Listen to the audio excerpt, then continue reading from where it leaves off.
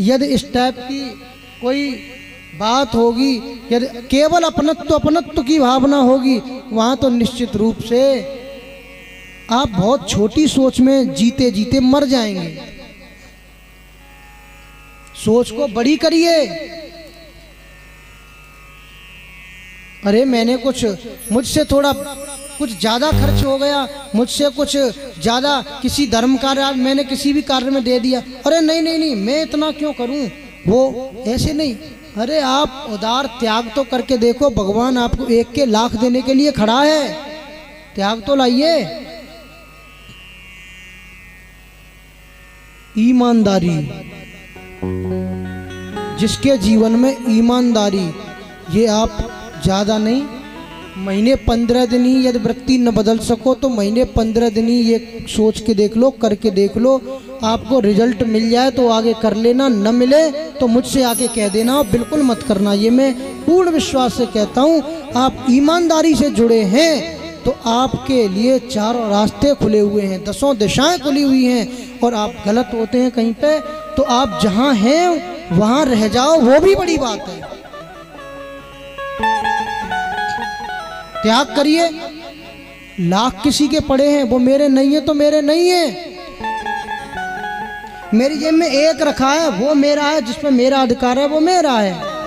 किसी के पड़े हैं, पड़े हैं। एक बार करके भी देख लिया आपने, आपको उस लाख के कितने गुने मिलने वाले हैं जिंदगी में नहीं सोच सकते। जिंदगी में ये पूर्ण विश्वास और महज्जनों का अनुभव, और साथ अब कुछ रहस्य गुप्त हैं जो रहस्य ही बने रहे अपने लिए, तो वो ज्यादा बेहतर मानता हूं। नानक जी रास्ते में जा रहे थे और जाते हुए राजा ने देखा नानक देव आए हुए हैं, गुरु नानक जी आए हुए हैं। आकर के उसने 56 भोग सजा करके उनके आगे रख दिए। और एक किसान बेचारा खेत से अभी अभी आया था, अब उसकी शक्ति सामर्थ्य जैसी थी, उसने तत्काल दौड़ करके उसमें एक कपड़े में जो अपने लिए भोजन रख लिया था, 2 चपातियाँ जो रखा हो और रोटी जो रखी हुई थी, दोपहर में उसे खाना था अपना हल जोतने के बाद में। बोले अरे नानक जी आए हैं, मैं क्या सेवा सत्कार करूं। तो अपना छोड़ के, अपना भाग भी छोड़ के उस अपने कपड़े से खोल करके वो रोटी नानक जी के आगे बढ़ाई। इधर राजा के 56 भोग रखे हैं और इधर उस किसान की एक सूखी सी रोटी। अब वो सूखी रोटी को ग्रहण करें या उस 56 भोग को ग्रहण करें, बड़ी असुविधा हुई देखने वालों में। लेकिन पता चला नानक जी ने 56 भोग की ओर देखा भी नहीं, और उसकी ओर जब देखा और लीड को ठीक कर ले, उसका जो किसान की जो रोटी थी वो ले ली और ले करके आज उसको खाने लगे। राजा गुस्सा हुआ, ये क्या कर रहे हैं आप महाराज, आपने तो अपमान किया है, मैंने आपकी बड़ी मेहनत से आपके लिए 56 भोग तैयार कराए। हंस गए नानक जी, नाराज न होना। उसकी रोटी उठाई जो घी लगी हुई थी, चुपड़ी हुई रोटी थी, घी लगी रोटी राजा की उठाई।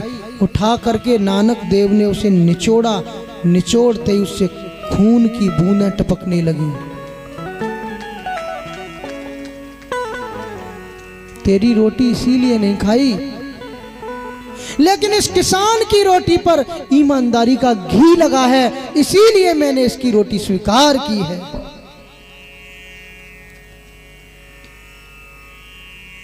शास्त्र कहता है आप सही रहिए अपनी जगह पे। एक बात सोचिए, आप गलत करते हैं, ठीक है, आप कुछ गलत कर रहे हैं, लेकिन जब कभी अंतरात्मा आवाज देती है, आप दूसरे की तो बात छोड़ो, अपने आप को भी माफ नहीं कर पाते। अपने आप से भी घृणा होती है, कायरता खाती है, शर्म खाती है। आप खुल के क्यों नहीं जी रहे? क्या आपको अधिकार नहीं दिया है? खुल के रहिए।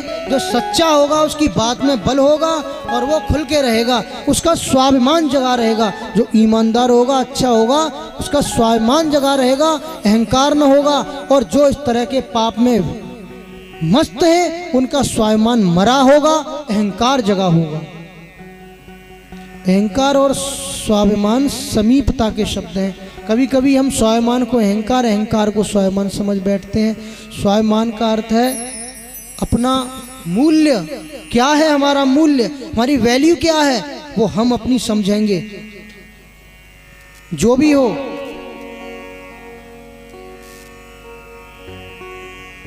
आपने किसी की मदद कर दी, किसी गिरते हुए को उठा दिया, किसी की रक्षा कर ली, किसी पिटते हुए को बचा लिया, ये आपने अपने स्वाभिमान से किया। लेकिन मैं न होता तो ऐसे कोई बचाने वाला नहीं था, मैंने ही तो बचाया था, ये आपका अहंकार हो गया।